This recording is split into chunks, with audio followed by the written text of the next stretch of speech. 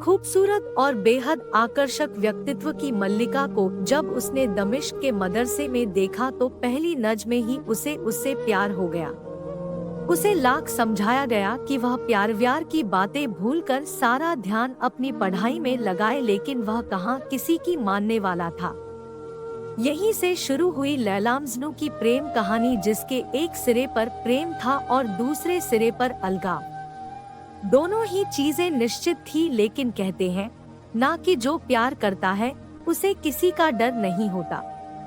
धीरे धीरे कैस की मोहब्बत का असर लैला पर भी होने लगा। वह भी अपने प्रेमी कैस से मिलने के लिए बहाने तलाशने लगी। लेकिन लैला नाज़्द के शाह की बेटी थी और कैस एक गरीब परिवार से ताल्लुक रखता था। लैला के परिवार को कहाँ यह संबंध स्वीकार होता, इसीलिए लैला और कैस के मिलने पर पाबंदी लगा दी गई। यहाँ तक कि लैला को घर में कैद भी कर दिया गया। लैला की शादी वक्त से कर दी गई, लेकिन उसने अपने शौहर को बता दिया कि वह सिर्फ मजनू की है और उसे कोई और हाथ तक नहीं लगा सकता। लैला को प्रताड़ित किया गया, लेकिन उसने बख्त को अपना शौहर कबूल नहीं किया।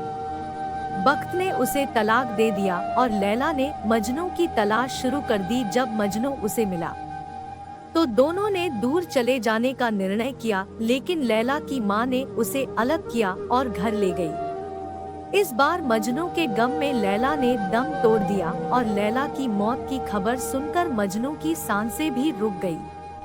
उनकी मौत के बाद दुनिया को यह समझ आया कि प्रेम कितनी खूबसूरत चीज होती है।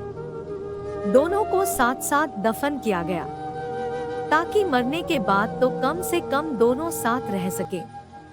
कुछ कथाओं में तो यहाँ तक कहा गया है कि कैस पागल हो गया और इसी पागलपन और लैला की जुदाई में उसने कई कविताएं भी रची। लैला के लिए उसकी इसी दीवानगी को देखते हुए कैस को लोग मजनू भी कहने लगे। आज यही मजनू मोहब्बत का पर्याय बनकर लोगों के जहन में बैठा हुआ है। प्यार करने वाले लोग तो लैला मजनू को अपना आराध्य ही मानते हैं और उनकी कहानी को अपने लिए आदर्श। भारत पाकिस्तान की सीमा से सटे राजस्थान के एक छोटे से गांव बिंजौर में लैला मजनू की मजार है। यहाँ आज भी प्रेमी जोड़े माथा टेकने आते हैं। समय के साथ साथ लैला मजनू की कब्र अब अपना महत्व जरूर खोती जा रही है, लेकिन प्रेमी प्रेमिकाओं के लिए यह स्थान आज भी एक पवित्र स्थल की तरह है। ऐसा माना जाता है कि अरब देश के निवासी मजनू ने इसी गांव में जान दी थी।